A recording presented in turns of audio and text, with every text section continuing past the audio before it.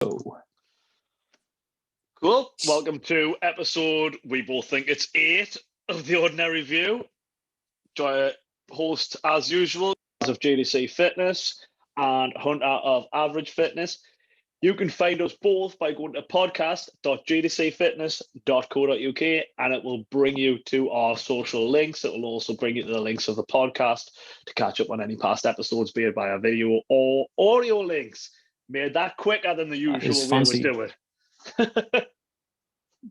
I'm going to test that out. I'm going to type it in as you're talking. What is it? Podcast what?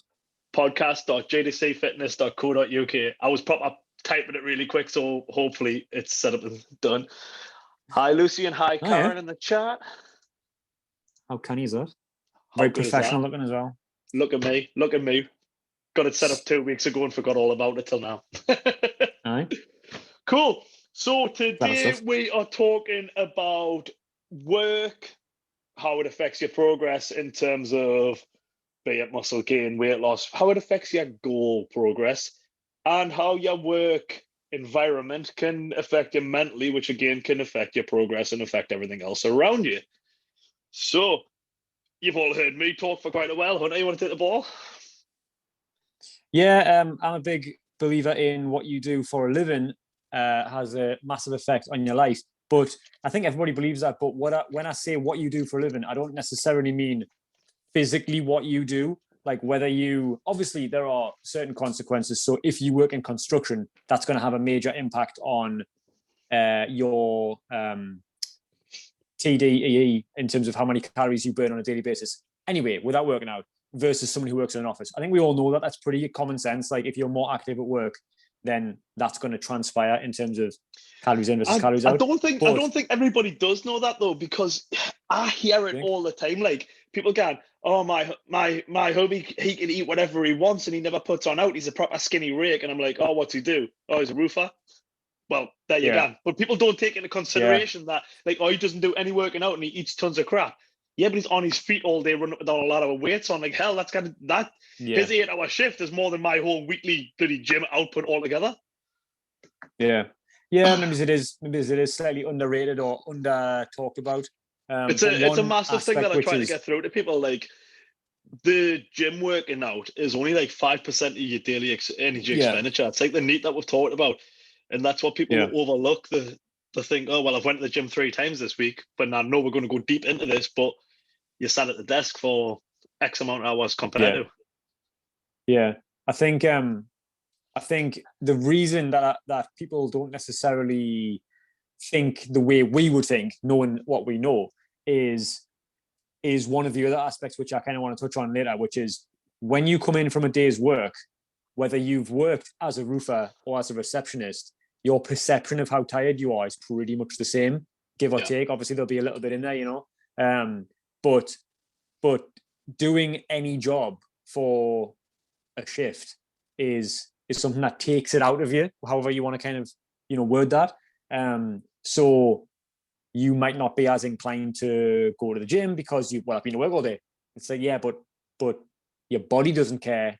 The numbers don't care what you did while you were at work. Just because you were switched on for 8 hours doesn't mean that you were burning calories in the same way as somebody else for 8 hours. So that side of things is probably underappreciated and talked about. One of the parts that is definitely under talked about is how what you do for a living or how you feel when you're at work, or, you know, all of that, how that affects your actual physical health, you know. So like how the mood you are in because of your work, or your sense of fulfillment, or whatever, all that kind of big picture, not as black and white stuff, how all of that actually affects your the chemicals in your body and your attitude towards working out, how fatigued you feel, etc., etc., etc. And I think I've barely even heard anybody ever talk about that, you know. And that's being interested in the fitness industry for over a decade. I don't think I've ever heard a fitness trainer talk about not necessarily changing jobs. You know, I'm not saying like, you know, packing your receptionist job and go be a roofer. That's not what I'm saying. But be more mindful of how that affects your mental health which then affects your physical health even indirectly. Because I think that's a big deal, way bigger deal than most things. That saying we'll talk about a few weeks ago, 99% of things don't matter. I think that's part of the 1% that really, really matters. It really matters. And all the other obvious stuff as well, like, the long-term effects of sitting down for 9 hours a day. Clearly that has an impact. So, yeah.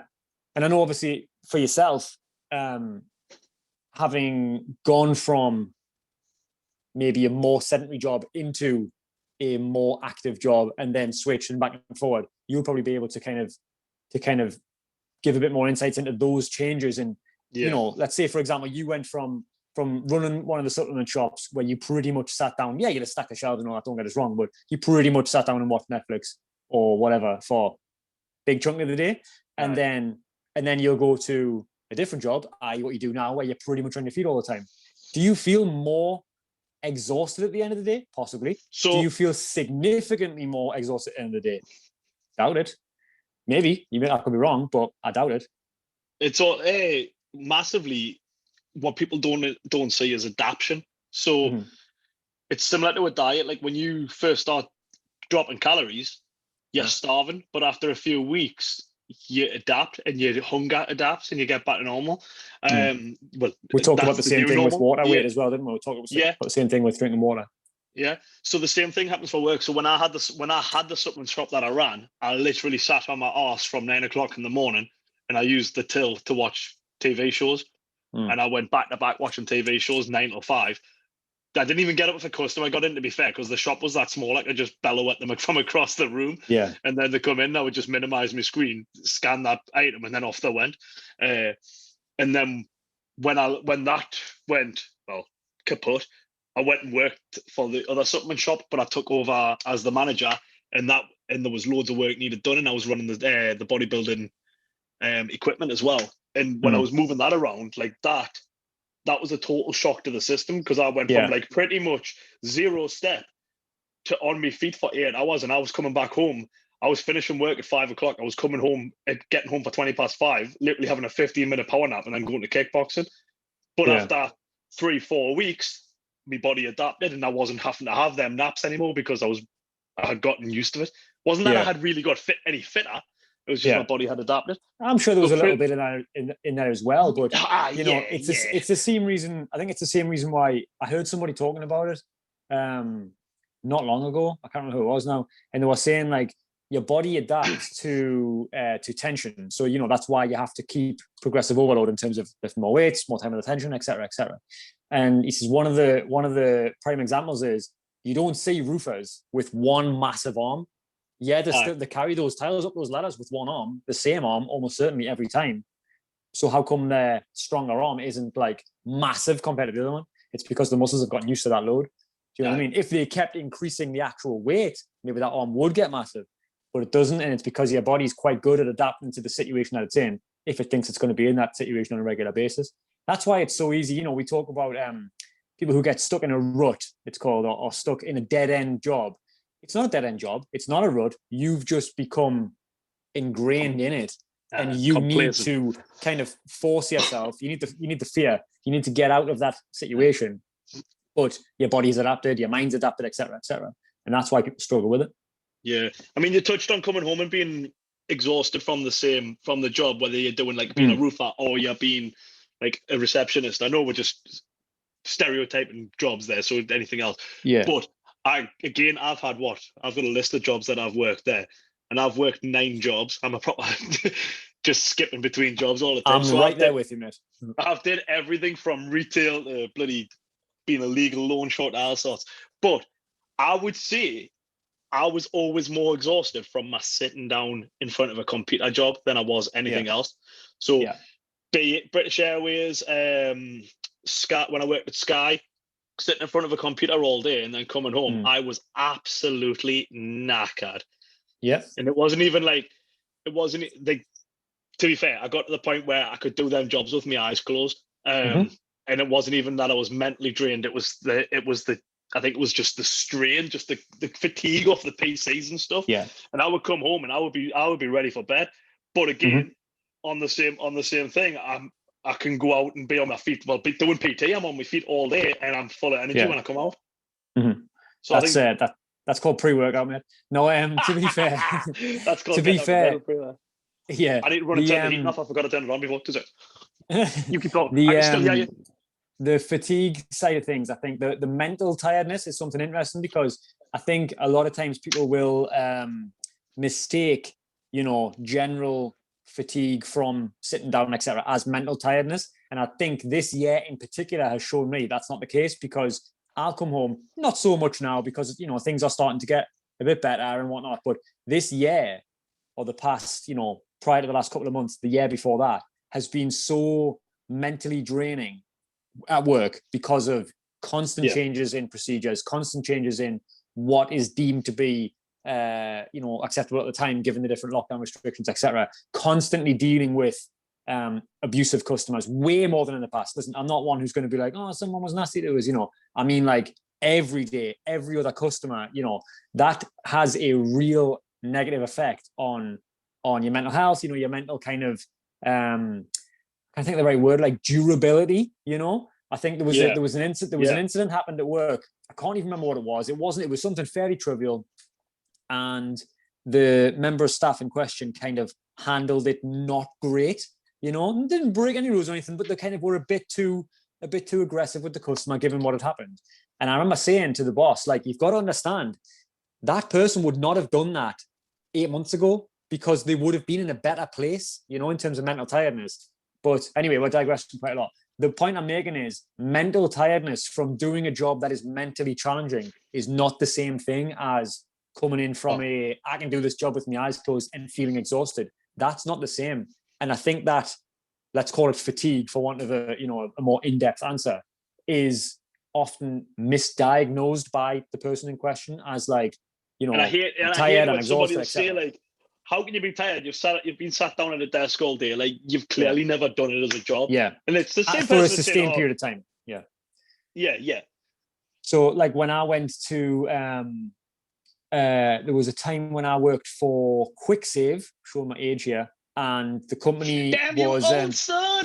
yeah, the company was in liquidation, and it was pretty much at the stage where there was almost nothing on the shelves, and we were just getting no customers coming in, and we were all walking around just kind of like chatting on and just kind of trying to get through the day, like without losing our minds to boredom. And then I got a job at Asda, night shift, stacking shelves, and it was like 100 miles an hour. Like you need all this work done, and I was like, Jesus Christ! In the first shift, I got started and I was putting my stuff away, and some guy who I was working with came out to us and he was like, it's bait time, right? And I was like, hey, I've just gotten started, and it felt amazing to actually do some work.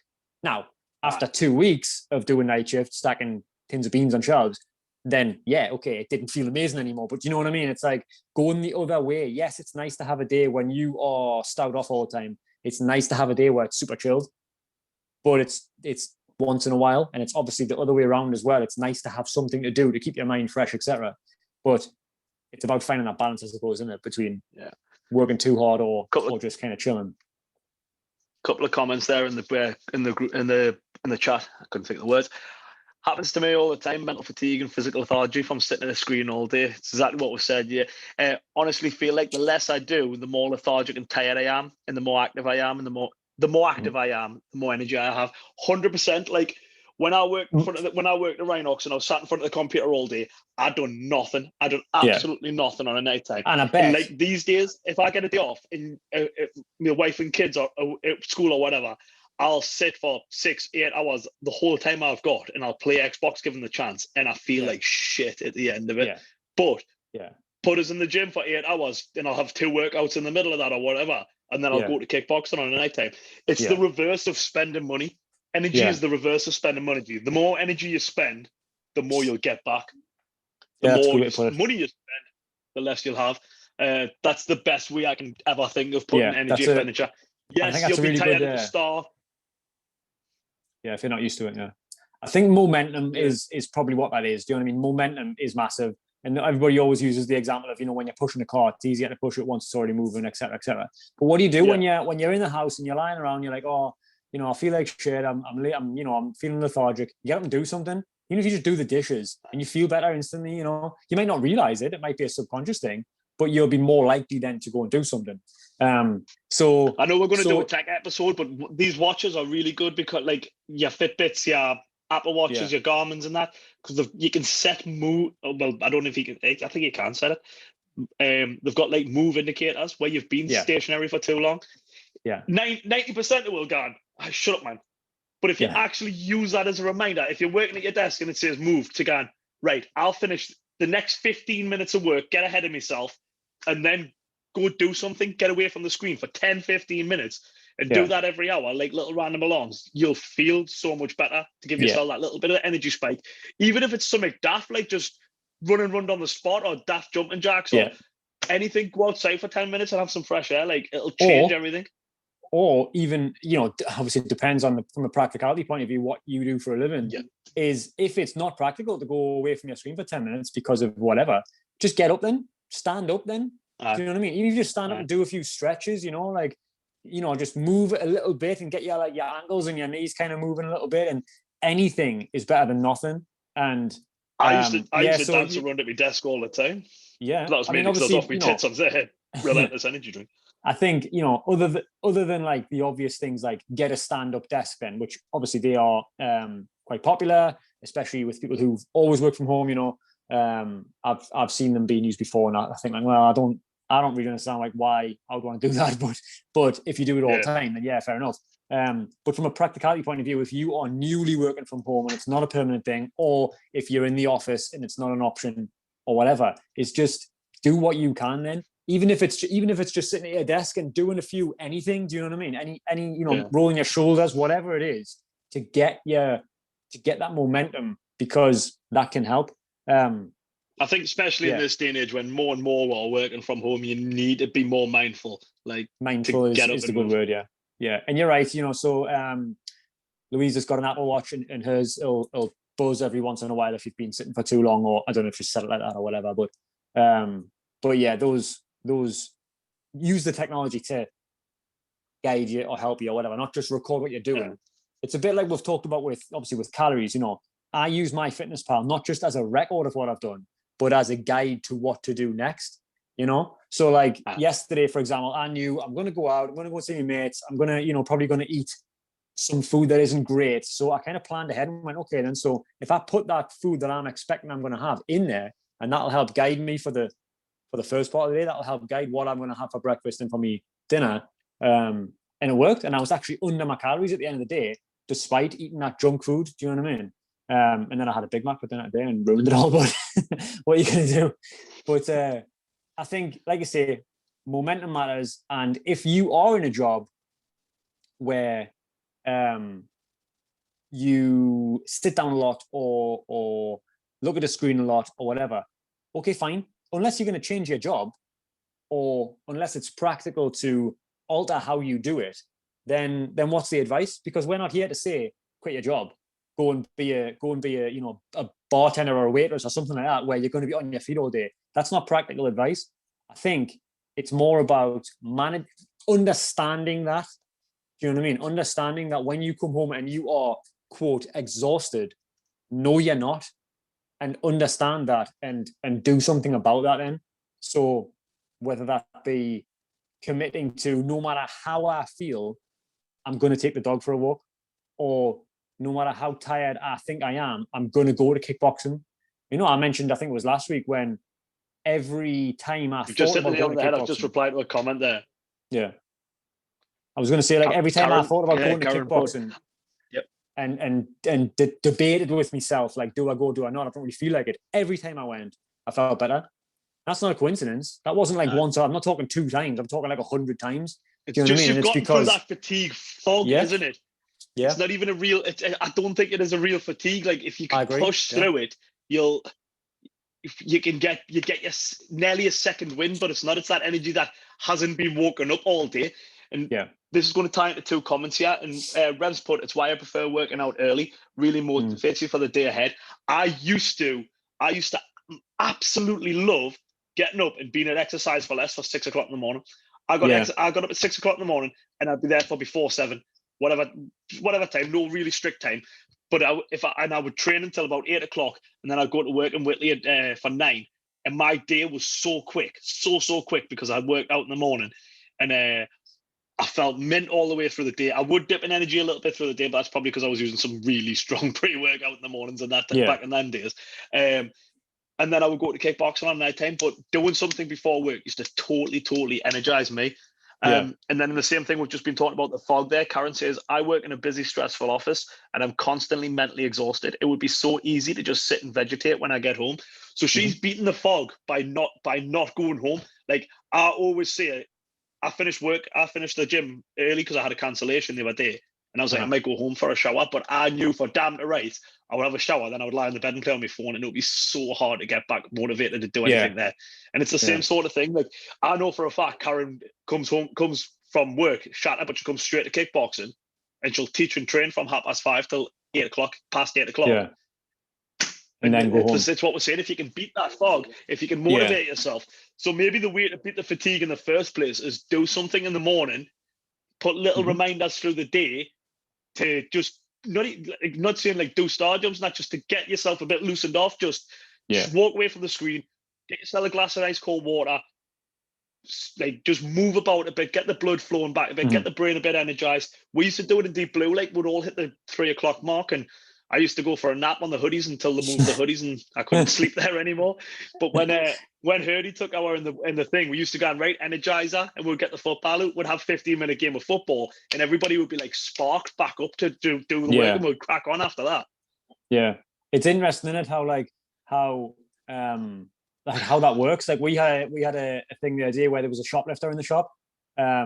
Or a known shoplifter in the shop, and the person on the till recognized them and rang the bell. Like, tell us who was stealing the animals. Just a hamster in the top pocket. So the person on the till rang the code, to say like there's a shoplifter, everyone shop floor. And like for about an hour afterwards, like all the work got done because everyone was like, oh, I can't believe they came in. And they were like, a little bit like, heart rate elevated. We're going to come on to like cortisol levels in a second. But like that makes a difference. And it's amazing how much of a difference that kind of thing can make. There was I used to follow, I don't think I follow anymore, an influencer years ago, way before I kind of started taking fitness a bit more seriously. And I remember vividly, she worked as a nurse and also was a PT. And I remember a piece of advice that she'd given in one of her Q&As or whatever was, leave the house once. So if you're going out for that day, make sure you've got everything you need. So if it's your work gear and your workout gear and your 2-liter bottle of water or whatever, leave the house one time. If it's practical, obviously, if you've got kids, it's going to be different and all that. Yeah. But like for her, that made a difference because much like you, if she went home, she would stay there. So it's about, and going back to what Karen said, it's about self-awareness, understanding the job that I No.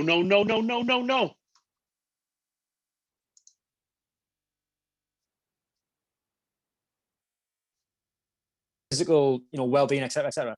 That's happening. What am I going to do about it then? Not, oh, woe is me. I have to sit at a desk for 9 hours a day. I sit at the desk for 9 hours a day. That means I have more energy to go harder in the gym, or that means I have the opportunity to do this or the other. That's the way to just flip it and use what situation you're in to your advantage, I suppose. 100%. Can you hear me all right? I got disconnected slightly. Yeah, okay, fine, yeah. Cool. Came up saying you're offline, and I was screaming no, and then I was like, "What happens if I'm not?" And I was just screaming down the podcast. I think you're disagreeing with what I'm saying. But yeah, I think that's good on the physical side. Like, it is so much. It's so harder for people who work 8-hour shifts, 7.5-hour shifts to hit their NEAT, their exercise away from the gym, getting them calorie burns up, their step count.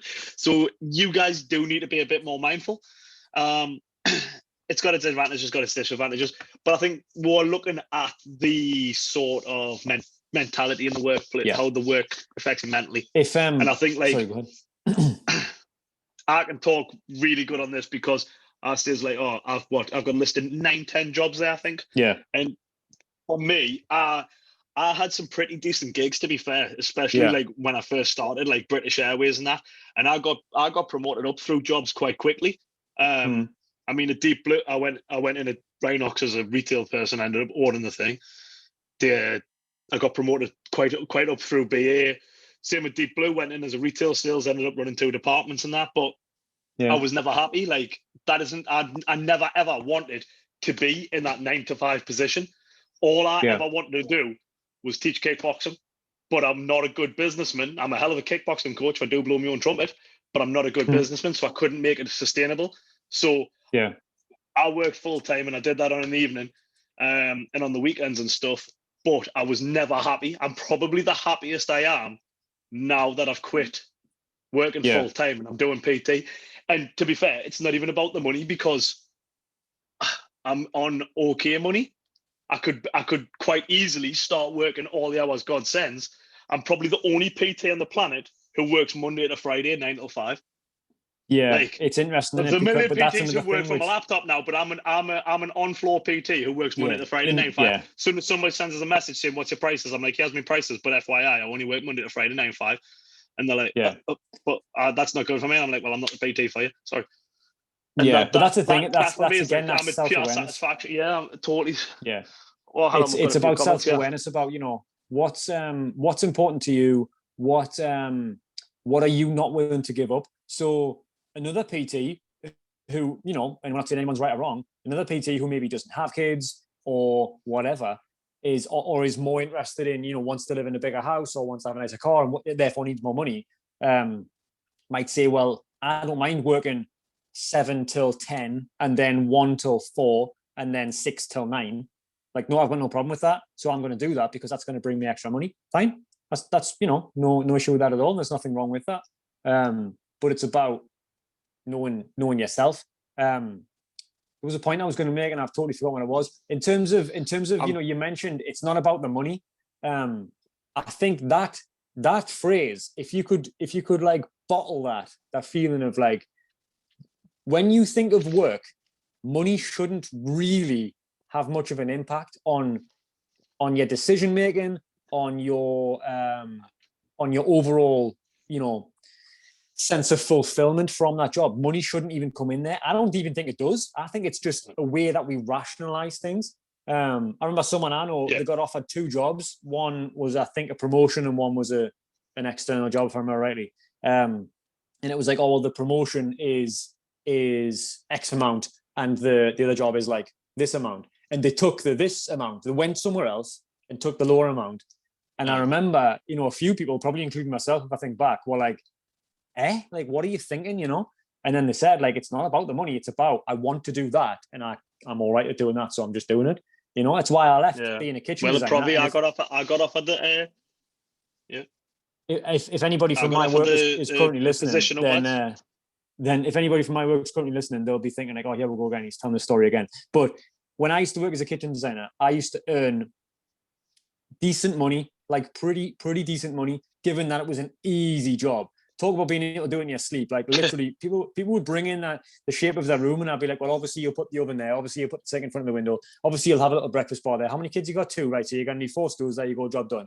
That's 12 grand, please. And there you go. There's 2 in a quick commission, just like that. And it was just easy. Now, obviously you've got to sell the thing, and then you've got to deal with all the installers, and it's not like as straightforward as it sounds. But I left that job because I didn't like doing it. And I got offered a job at another place, independent, I would be working for myself, etc. And I got offered the job, and the guy there said, you can make 40K easy here. Easy. You'll realistically probably make about 60. And I was like, well, obviously they'll always kind of, in the job interviews, they'll always say that kind of thing. But even if he's like doubling those numbers, you're talking 30 grand for doing this job is kind of roughly where I would be, or more. And I said no, and I work minimum wage in retail. Now, I'm not saying that I'm particularly happy with my current job, given especially what's happened over the last 12 months and various other factors. And that's, now is not the time or place, but you have to be able to make the decision without the money involved, because no matter how much you get paid, it's not the answer. It is not the answer to all of the other factors in the job. You hear that phrase, I don't get paid enough for this. Well, I bet £1 million that what you're getting paid for is in your job description somewhere, or is loosely referenced. Do you know what I mean? So you kind of are Yeah. getting paid for that. What you don't think, what you're saying is, this is not the job I want to do. Therefore, I think I should be paid more for it. You don't have to work there. You chose to work there. Exactly. So don't let the money Yeah. be as big of a factor as you know, the be all and end all. Work to live, don't live to work. So go to work so you can provide yourself for a living, but don't just live yourself into work. Like, depends what you put on your priorities, though. I'm going to blow your own trumpet before we go any further, and going back a step from where it was just as we started talking. Viewer from last week, Vicky says, I've started doing the workouts on videos on Hunter's page as soon as I come back from the school run. Sets me up for the day ahead with my nearly 2-year-old. How awesome is that? Yeah, boom. I got a message today. I'm assuming off the same person, same Vicky.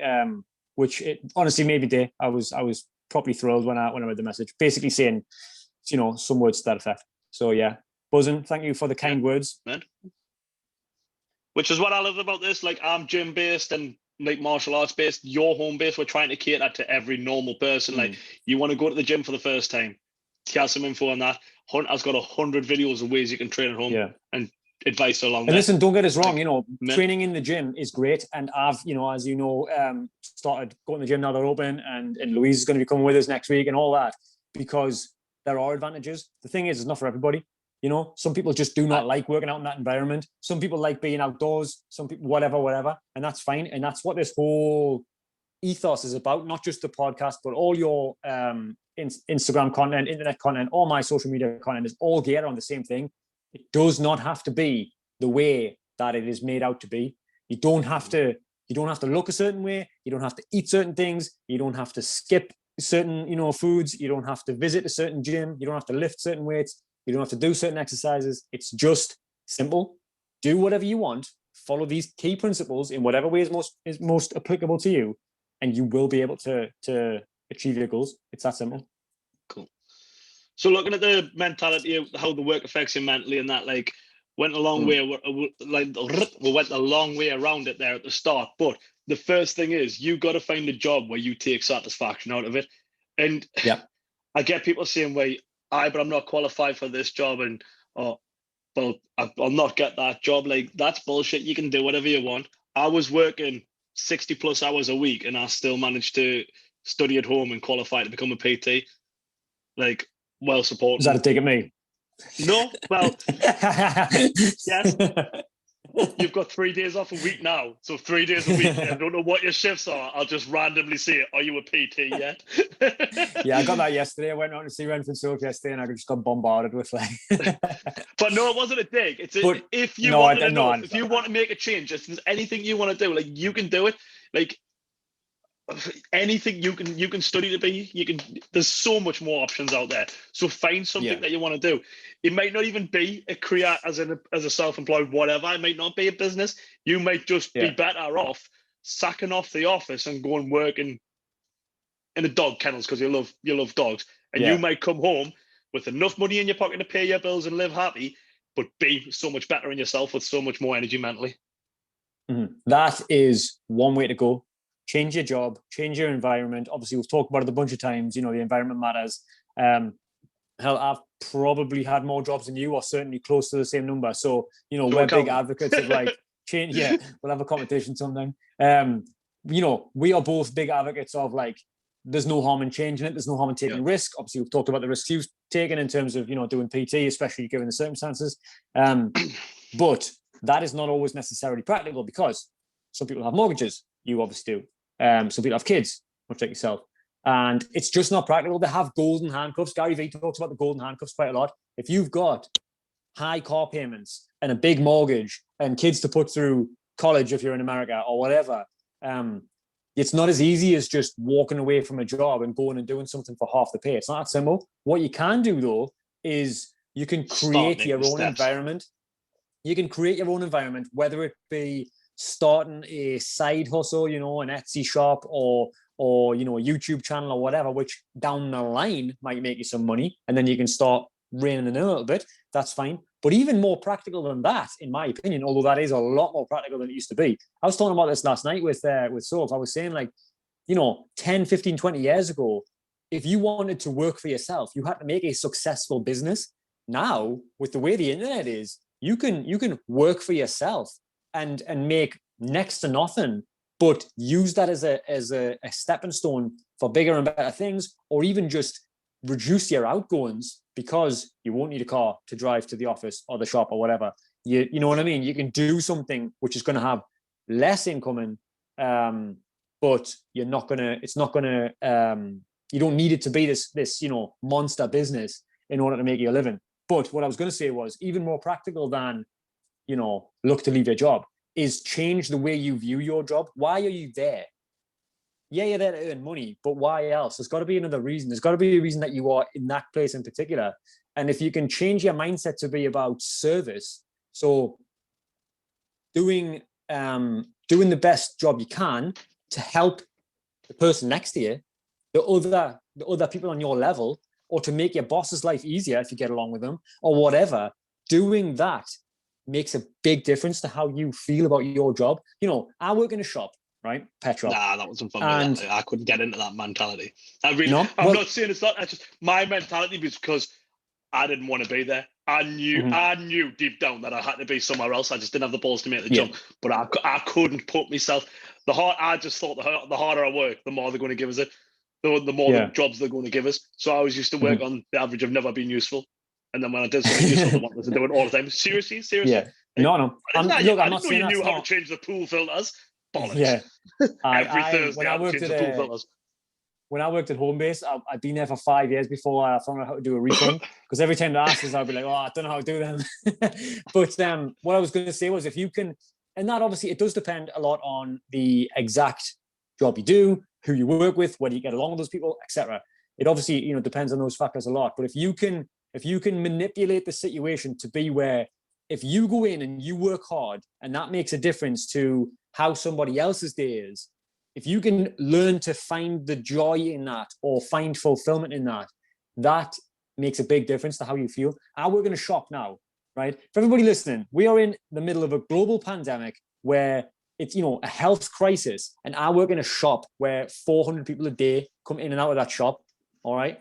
I could leave now and be fine and go and find a different job, but I don't. And I've said this to my colleagues. We had an annual meeting a couple of weeks ago, and I said in front of everybody, if I work even in a different branch, I don't think I'd be in that company. I think I would just walk out. No. Yeah. Because I've got a little bit of money in my savings. That's where I'm going to take this in a minute. Job. But it's I am here for those people, those 10 people. And it's not like, I'm not saying that they're perfect, and I'm not saying that we don't, bicker sometimes or argue sometimes or disagree sometimes. And I'm not saying I don't come home at the end of the day and be like, I've had a shit day or anything like that. I complain about my job probably more than any other human being on earth, considering what I'm saying. And it sounds really ironic. And I'm sure the people, if anybody is listening who I work with, they'll say, like, is this guy for real? He never stops complaining. And that's true. But that's because I can see that it could be better. It's not because I'm thinking, this is awful. It's because I can see it could be better. But I think the trouble with most people's jobs, I know I've been talking for 20 minutes. The trouble with most people's jobs is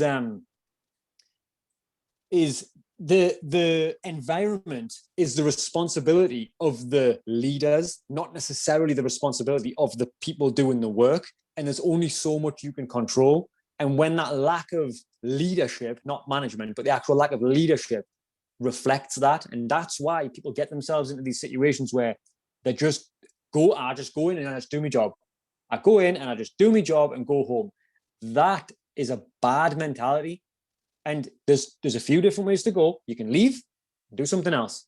Yep. Or you can work, even if it's just for you or your mates who work there as well. Even if it's just for you to just flip that mentality a little bit and think, I'm not just here because it's my job. Because once you get into that mentality, that's when that fatigue fog comes in, because you're just trying to get through the day, doing as little as possible. And I think that side of things is massively underappreciated in terms of how it affects your stress levels, how it affects all, I've got a list of things written down here,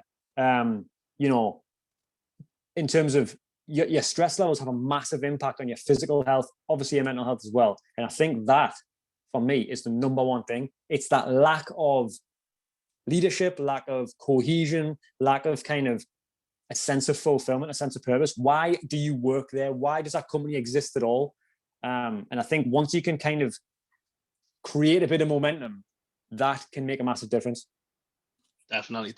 And then you'll just want going to peel off, just digress, just into a comment on there that's from Kev that says, because I'm saying like, oh well, I was working full time while working and doing thingy and doing this and blah blah blah, and it's not just me. Like a lot of have done it in this way as well. So I'm just going to comment on it, just if it helps one person who listens and goes, well, if they did it, I can, because I know Kev went down the same route as me. I packed a full-time job in with the NHS in exercise therapy to go to uni and do a degree in rehab at 42.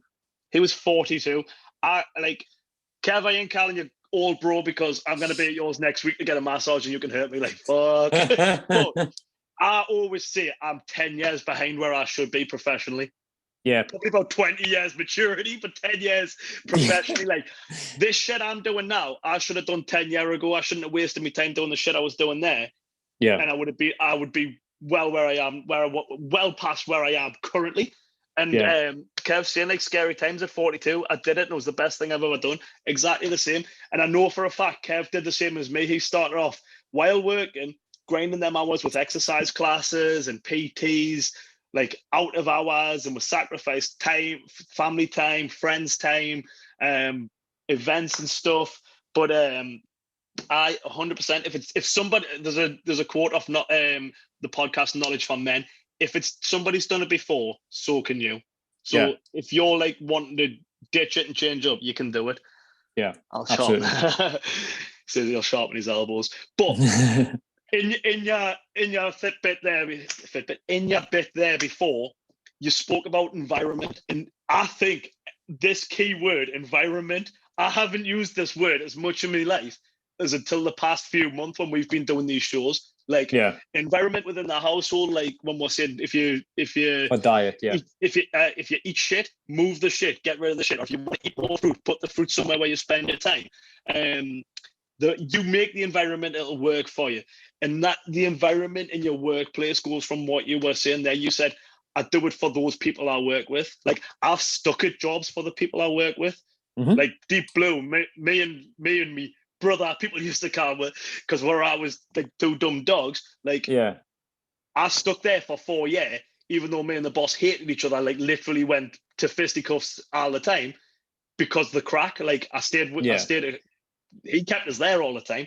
Well, this is the thing. It's not always necessarily a productive thing to do that. You know, it's not always necessarily good to stay there just because you love your mates or whatever.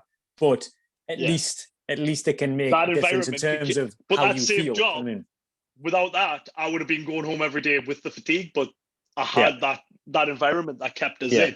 And I think in the same way when we talk progress, environment in the workplace can have a massive effect. So if you're working in a place where people are like, wow, you're doing mint, you've started working out the past few months, you can really see the difference. Like, oh, good on you. That's class. But in the same respect, you get the people who are feared, the ones who go, oh, you'll not want a cupcake because you'll put a pound on. Like, fuck you, Susan. Yeah, you've got to be able to like harness that, haven't you? And obviously it takes practice. That can ruin your progress because you come home and feeling shitty about what you've done. Like I've spoke with clients who take shit off people at work because the people at work are like, you think you're mint because you're putting pictures up at the gym and that, you think you're this. Like that can totally just people going, oh, well, maybe I shouldn't be doing this. Maybe I shouldn't be blowing my own trumpet. Maybe I shouldn't be putting photos up. Maybe I'll probably not do it anymore. And that can ruin your progress right there. Yeah, I agree. Just fucking. It's a thing. People, misery loves environment. Yeah, misery loves company at the end of the day. And, you're always going to get that. But that's not necessarily just your work. That's, your mates could be like that, or your family or whatever, So it's about kind of learning to either brush that off or use it as fuel. It's definitely not something to be ignored. Just be like, nah, definitely. If you ignore it, it'll grow on you because it'll bring you down. Just somewhere along the line, you'll either stop, or you'll either stop doing what you're doing that you love, or stop like promoting it, sort of thing. This Also, even it'll just pull you down. subconsciously. Yeah, even just subconsciously, to be fair. Aye. Yeah, massively. Like the negativity broods. Yeah. And you touched on that as well before about I lost it now. You touched on it about the mental durability. Like being around negative people is another environment. It does bring you down. But in the workplace, especially, like you can't let people in the workplace who are, for lack of a better word, jealous or afraid that their insecurities shine through. Yeah. I know one of my clients, she went to work and one of the lasses was like, "Oh, Jenny was talking shit, saying that you think you're mint because of the pictures on Facebook that I had put up when she was standing with her double guns and that." And she's like the most humble wife on the planet. She's like, "Oh no, I don't." And like she came up and she was like, we're probably gonna put the pictures up. I know even talked about going to the gym and that, but they're on me back saying like I think I'm mint. I was like, nah, fuck them, go straight at it. And she did go. She went head on with them back.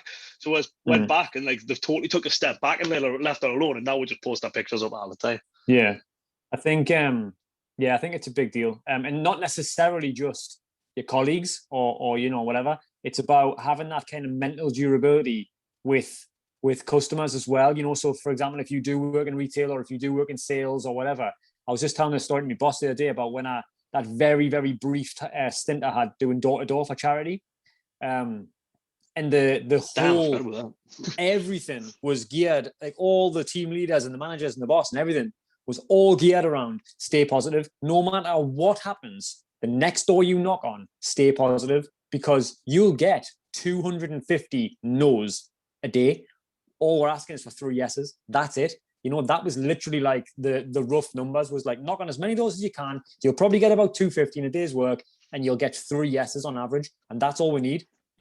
If you get more than 1 yes, we've made a profit for the charity. And that it was just about don't let no matter what they say, if they call you names, if they throw the coffee at you, anything, stay positive for the next door. And that works. And obviously salespeople will tell you the same thing. But in retail, just going into like, obviously my little bit of expertise, it's about trying to kind of brush off what the customer says if they are negative to you in any way, whether it be they're angry or aggressive or even just passive aggressive, or even if it's just busier than you expected it to be and you're tired that day or whatever.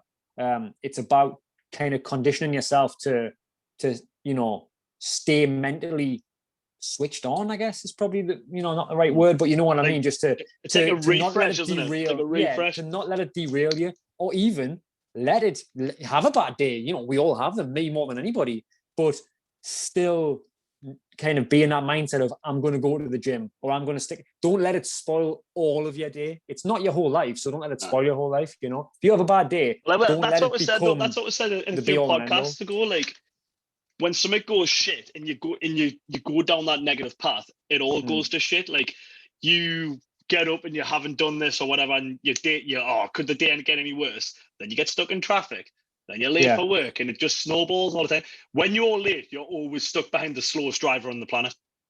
Yeah. So you've just got to be able to just take a step back and just refresh. Like I have shit days all the time, but then I can't let that seep through into my personal training. Like, yeah, they're not just coming to do personal training; they're coming for a service, and they need that to be a thing. It needs to be like I need to be on my game, and then same with my kickboxing. Like I can't go in like teach a kids class and be like, right, shut the fuck up. I've had a shit day. Which I do, but that's not the point. I shouldn't. You're getting called out next time that happens. Right, all you kids, any of you kids new, any of you kids not heard me swear, no, champion, you are all dead, so I hate my life. there was something I heard on TV once, and I can't even remember what TV show it was now, but somebody said, you've had a bad morning, don't let it become a bad day. And I thought, that was like, that's a really good way of looking at that. And I've also heard, I think it might have been Kobe, a PT friend of ours, for those who are listening, for those who don't know, sorry. He posted something on Instagram a while ago saying something along the lines of, you've had a crap day at work, or you're skipping the gym because you're just too tired or whatever. That doesn't mean that you have to compound that by also going over your calories, At least let one part of your day be a good thing, And I thought, oh, that's a really like interesting way to put it. You know, if you've messed up on your calories, well, don't also then skip the gym and think, oh, you know, forget it then. Or don't also then sit and watch telly and feel sorry for yourself. Do you know what I mean? It's like make at least one part of your day a mental refresh. positive. Yeah, I like that. Phil says, if you feel like you're having the shittest day, just think tomorrow can't be as bad. Or if it's worse than the shit day you had, wasn't that bad after all. Yeah. Well, I'll have the shit days. And it's easy when you're having a good day to say, don't worry about them. Yeah. But at the end of the day, we'll all have them. You just got to try and take that mental step back, take a deep breath and go, right, let's change this up. Have an energizer, like I say, walk away, sort it up. Yeah.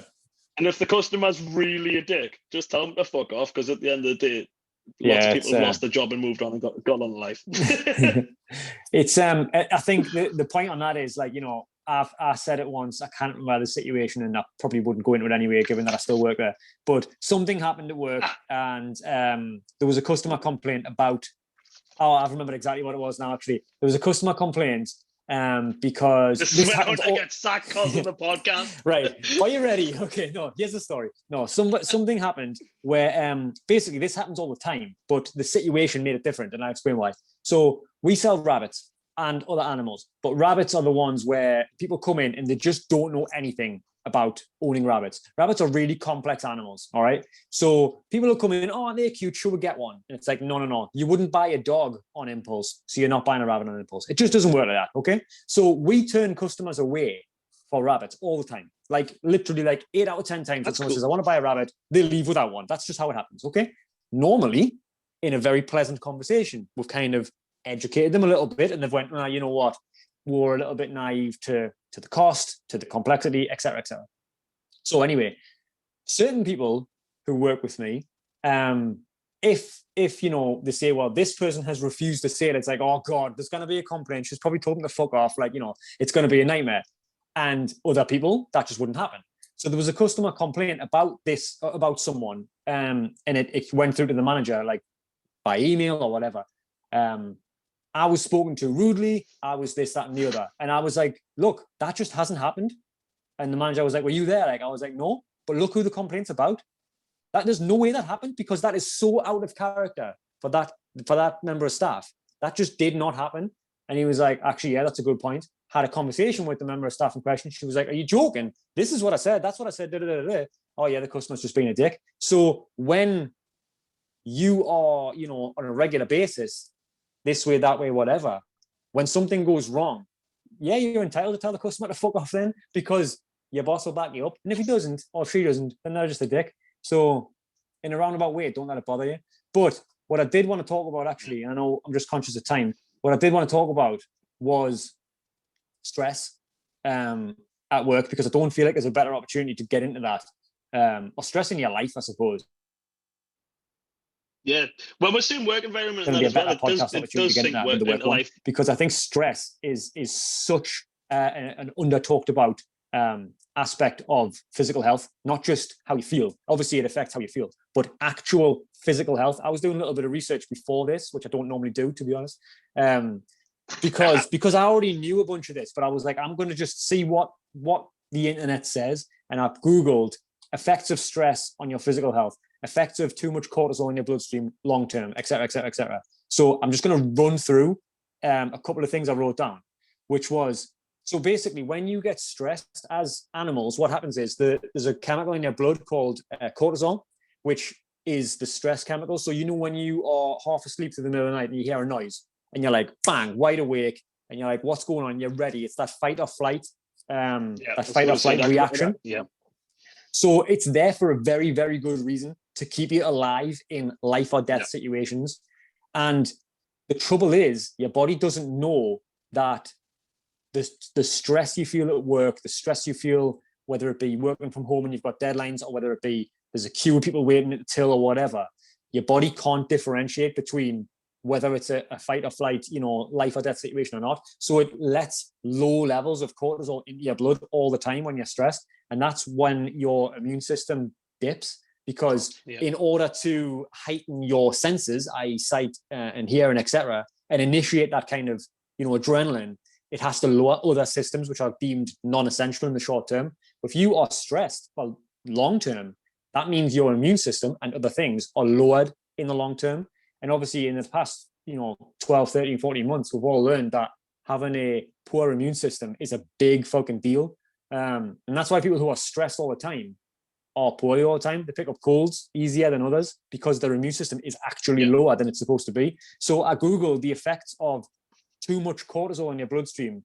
The long-term effects include headaches, trouble sleeping, weakened immune system, high blood pressure, fertility problems in both males and females, and increased risk of heart disease. And that's just the physical aspects. The mental aspects, higher risk of depression, higher irritability, poor decision making, lack of focus, and feeling overwhelmed. And that is nowhere near the full list. Just think about those things. If you've got a headache, you're less likely to go to the gym. If you've had trouble sleeping, you're less likely to hit your step count that day. If you have high blood pressure or you're more irritable than you should be, you're more likely to overeat that day. All of these things have a massive impact on your calories in and your calories out, and nobody talks about it. How many PTs do you know that talk about managing your stress levels? It just not talk about it at all, or very, very little. So yeah, try not to stress is the advice. But even the physical aspects lead into the thing once. So like if you're constantly it's a compounding effect. You're constantly run down. It's just snowballing all the time, 100%. There was something I was going to pick out on that, and I just totally lost it again. Sorry.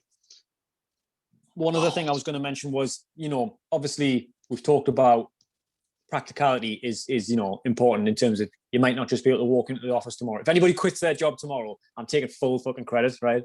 If you are not in a position to walk into the office or wherever you work and quit tomorrow, that's fine. But one other aspect to take into account, bear in mind we talked about money not being the be all and end all, which is a very easy thing to say. Don't get us wrong. I'm not saying it's that simple. But another thing I kind of stumbled upon was a study that looked into longer working hours. And it was specifically 55 hours a week and more. But I'm sure it's a sliding scale in terms of the more you work, the bigger deal this is. Working longer hours is linked to various health issues, decreased productivity, lower motivation. Other factors include effects on your social contact, lack of free time, etc. Again, just think about those key phrases. All of those things are going to impact how much time you've got to train, how much energy you've got to train, what your step count's going to be like, whether you're likely to stick to your diet, all of those things. It might only have a small effect, but don't let your work become your life. I think that's just basically the point we're trying to make. And do the best you can in terms of from a practicality point of view. If you're stuck in a job or whatever, do what you can, control what you can, try not to worry about the rest, but don't let it consume you. Because that's not good. Honestly, and I know another martial arts instructor as well who worked full time, and I hated the guy at the start. Like I thought he was a total dickhead because he was just he was a dickhead. And then a few months later, I was talking to him and I was like, what the hell? Like, doesn't actually seem that much of a bad guy. And then found out that he was working full time and doing martial arts. Wanted to do the martial arts, had a love for it, but because he was so stressed out, he was this total arrogant arsehole. He quit his job and just done his martial arts. And honestly, it was like I was talking to his twin brother. Yeah. Like unreal. It's mad, Absolutely unreal. I'm still that arsehole, but I am a lot better person now that I'm doing something I love. I am still an arrogant arsehole. That's just having kids, man. That's just what having Rosie's kids is. I swear to God, I swear my body converts unused energy into anxiety. A regular exercise routine does me absolute wonders for sure. Like I'm not sure what the science is behind that, but it's just something that you just know that has to be true. Do you know what I mean? Like I say, I've never looked into it'll be a compound effect. Physically, you're agitated because you've got this energy to burn. Mentally, you're feeling shit because you're like, oh, I haven't done this and I should have. Like I feel crap when I haven't kicked somebody for a while, and it's been a year since I kicked somebody. It's like you kind doing of feel pads like on Monday. I came home like a different person. My lass probably thought I had been on the happy backy because I came home smiling. I think that miserable prick isn't here.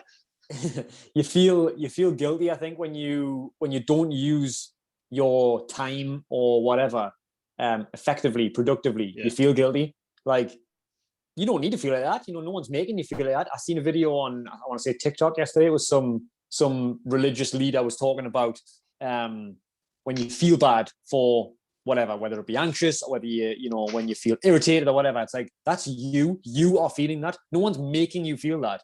And I was like, yeah, okay, obviously it's not that simple. And it's, I understand what he's actually trying to say, which is like, control what you can control. But yeah, Rose is absolutely right. Like if you can it's all about self-awareness. It's about, look, if I feel a certain way based on X, Y, and Z, well then what am I going to do about that?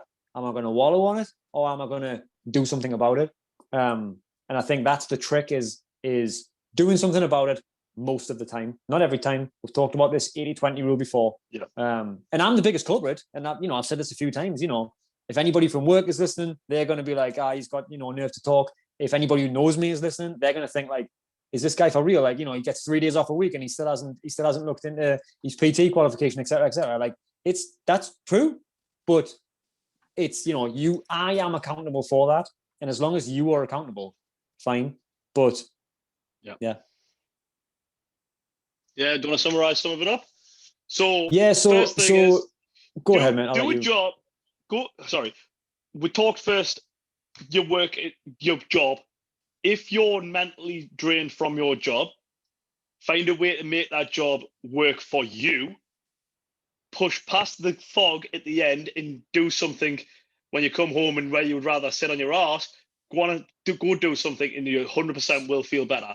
Try working out before work and see if it energizes your thing. Find how that you can make your predicament work for you. If your work is your hell, get out and do something else. Either quit it right out, or do a side hustle, study on the side to make it your full-time career to what you want to do. Actually, there's just one thing I just wanted to touch on just on that is, I think we all complain about our jobs, me more than anyone. Sometimes, right, we've kind of assumed things on behalf of the management, the owners, whatever. Have the conversation then. Have the conversation with your boss and say, like, look, this is how I'm feeling. Maybe don't tell them everything. I'm not saying like this place is a fucking shithole or whatever.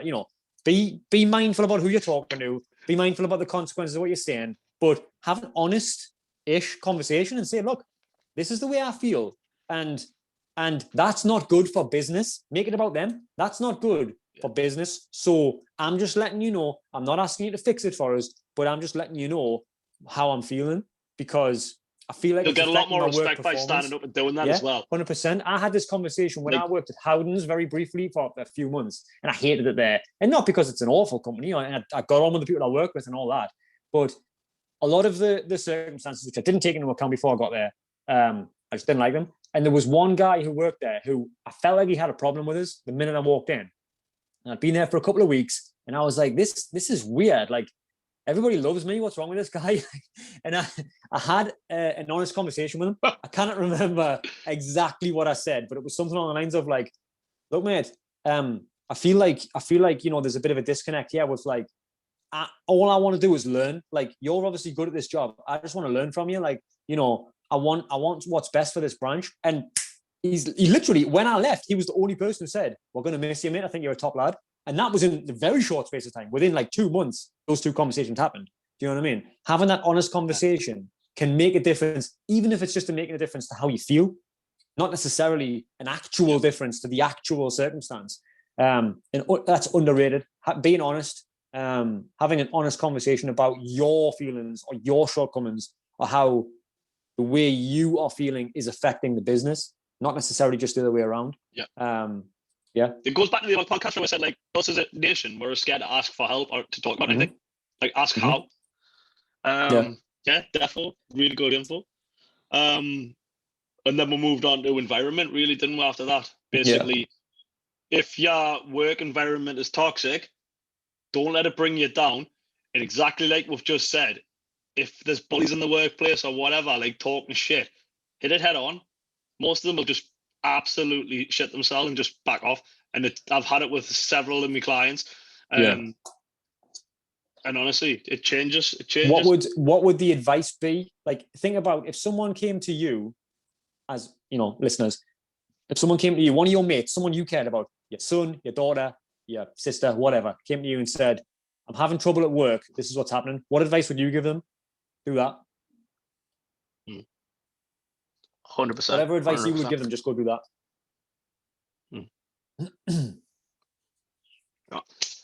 Wherever the toxic is, either get rid of it, hit it head on, or don't let it bring you down. But trying to ignore it and move and swim with it will bring you down time and time again. Yeah, absolutely. Cool. I'm just having a look at my notes. Oh yeah, we didn't even touch on the physical side of things, which is what we started with. So if you are at a desk all day, like try and get your steps up, get moving, be on your feet, try not to be sedentary. If you've got to get out, if you've got to make an extra when you come out, do so. Yeah, I think that's bringing me pretty much to the end of one thing that me and Louise were talking before I came on. She was saying, like, maybe give some kind of like real, like, easy to follow practical advice about, like, if you do stand all day, sit all day, whatever, like, what are some actual exercises you can do? And I think there's 1,000,001 easy to find in YouTube videos, etc., touching on that. So it sounds that easy, but if you Google or search on YouTube things like desk yoga, this is like stuff you can do while you're working, stretching your forearms and your fingers and all this kind of thing.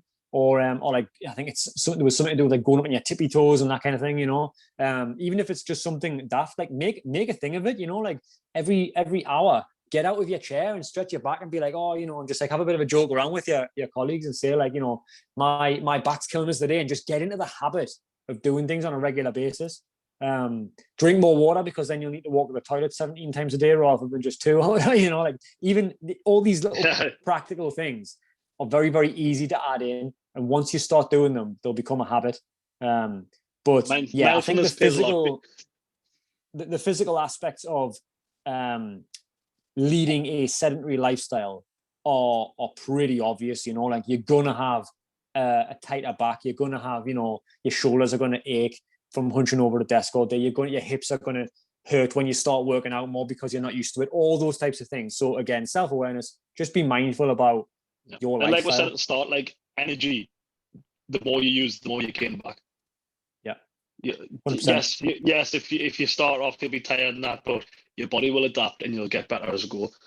I know we've lined up another guest. Do you want to aim that for the next episode or the episode after? Have we? We were talking about Kev, weren't we? Oh, right. Yeah, sorry, I totally forgot. Yeah, I mean, yeah, speak to him and see when he's available and all that kind of thing. But yeah, whatever. I'm not fussed. I am at work next Sunday, so it will be 6 o'clock next Sunday. So yeah, we'll take it from there. Cool. As always, thanks for listening, everyone. You two are an inspiration, and I mean that. That's lush. Thank you very much. Really appreciate it. If we can help one person, or even entertain one person, but if we can help one person, absolutely job done. Like I say, we don't do this monetize a game. There's no adverse. There's no money we gain from these podcasts. It's just an hour where my wife takes the kids out and I get to have some time away from me family. Started muttering that because realised this is recorded. She could play it back at any time and shit. But no, everybody text Claire. if anything, if we help at all, it's lush and it's inspiring when we hear that we've helped. Like and share the podcast so we can get out there and we can help people. You guys, you are part of the show. You aren't just the audience. So if there's anything you want me to talk about, whether it be a full show or you just want me to discuss it, or hell, if you wanted to come on the show and talk to me about something, shoot me a message through the Ordinary View page, or shoot me a message to Hunter or to me, and we'll make it happen. Yeah, even if it's something very, very, very specific, like a very specific issue that you've had, or very, a question that won't really tie in with it, with, like you say, a whole episode, or might not match the episode that we're talking about, or whatever. That's absolutely fine. And if we don't know the answer, we'll definitely point you in the right direction if we can, or find out if we can't, or whatever. But yeah, no question is too big picture or too narrow. So yeah, by all means, reach out. Cool. I think that's about it. Just over the hour and 12 minutes. I think we nailed that on. Gonna go and have some tea. What you having? No idea. Whatever we've got in the cupboard. I've got my plans starting tomorrow with Ross, so I'm just going to get a takeaway again and drink loads of beer. Fair enough. Do you want to touch on that? Actually, I noticed you put on your social media that we had Ross on about a month ago now. Yeah, it was Talk like about episode 4. the blood analysis that is now live. I'm guessing if you've had yours done. Yeah. So we'll if you quickly were go on. interested, I don't think we've lost everybody. We'll do a bit more talking, but basically, for the past, I like to say 3 years, it's probably been longer. My energy levels have been rock bottom. Like I am always tired. I'm irritable as anything, and even though my diet's not perfect, I am definitely gaining more body weight and more body fat and quicker, and I'm not gaining as much muscle as I should. So I knew there was something wrong. So I went to the doctors probably 2 years ago now, I think. Yes, 2 years ago for blood tests. And they wouldn't test me testosterone, so I lied and said that I had been trying for kids for 3 years. And they gave me testosterone test because that was my gut feeling. And then they came back saying that the results were fine. My testosterone were normal, yeah. Later, I found out that the scale of them tests are for an 18-year-old male to a 65-year-old male. So, of course, I'm going to look fine. And it's also the average person goes to work, comes home, has a tea, goes to bed, goes to work. Just a normal lifestyle, where I've got a quite active lifestyle. So, I went to Ross last Friday. Yeah, I'm not going to where I was going to. So, I went to Ross last Friday, got my bloods taken, and by Monday I had my blood results back. But me and Ross being very busy, we didn't have a chance to sit down until yesterday. Yeah. And we had a Zoom call yesterday and we went through. And again, my testosterone levels were fine on the long scale of things, because again they were testing on the same sort of scale. And we looked, and I think I've got it written down. Basically, my test levels were fine for the average person, but we weren't happy for where they were for my active lifestyle. Right. So he was like, you are literally rock bottom for where you want to be. You're a third of the way of where you want to be, which which puts my theory into practice that I was right all along. My free testosterone levels currently at a 0.26. So this is the test that's the testosterone that's in my body. It wants us up to a 0.52 within 3 months, which is like doubling it. And my full test, which is the test that's available that my body will use, is at 10.5 micronols. And he wants us at around about the 25, 26 mark. So I'm a third of the way there now on. And I'm assuming that he's given you some kind of practical advice. Obviously, that advice will be very specific to your results. So it's probably adds no value to anybody listening to kind of go into the specifics. But I'm assuming there's a plan based on the back of that. It's mainly my lifestyle. And it goes down to what all my lifestyle is. Like, I drink too much, which is I am bringing shocked. in too much which is bringing in too much estrogen. So he's allowing us to drink 3 nights a week, which I was better than I expected. I was expecting 1 night a week. He's like, do the football test. 7 days, if you drink, you get a goal scored against you. If you don't drink, you score a goal. All right. I can do 3 days. Like that's not like an alcoholic. Anybody who doesn't know is I just like a couple of beers on a night time. Yeah. But we're going to supplement with turmeric and zinc to bring my testosterone levels up, help naturally bring my testosterone levels up, not using any sort of performance enhancements, anything. Everything's going to be natural. Going to change my workout to be more heavily based, I believe, rather than like hypertrophy. So it's going to be more strength based. Obviously, the heavier I'm lifting, the more test I'm going to release. And a few just personal checks that I've got to do along the way. I'm going to start eating a lot more red meat and stuff. But honestly, so interesting, the phone call yesterday for myself. Yeah. It was so relieving to know I was going to say it. Not to know I was it right, sounds but to get an answer. Like a weight's been lifted kind of thing. People always go, "Oh, you do too much," but adaptation, I should be fine. Oh, it's all that shit you take. It's all that pre-workout you take. Yeah. No, I'm taking the pre-workout because I'm always knackered. It's part of the vicious cycle. Yeah. And like you said, like he did say, the amount you work out and the level and what we're looking at on these levels is why you're tired and why you're agitated. So when we get these levels up, test again in 3 months' time, hopefully be up there. I should be feeling better in myself. Yeah. Yeah. So I'm really excited for that. I'm going to document it as I go along. Interesting. Yeah, in good some idea. way or another. But I'm really interested. He's going to case study me as well, so I'm going to be like his test dummy sort of thing. So things that work, things that don't work for it. Yeah, that makes sense. All right, cool. It's cutting into bad time now, like because he said as of Monday, so it's not a goal scored against us if I start drinking now. You got nearly 5 hours. But yes, if you're still here, thank you very much again, and we will see you next week at 6 p.m. when we decide what the show is. We're nearly at the 10th show, man, bro. That's awesome. Wow. Right, we'll send this to the internet with a double clap with a 2 claps and a Ric Flair. Woo! Catch you later, man. Nice one, brother. See you later.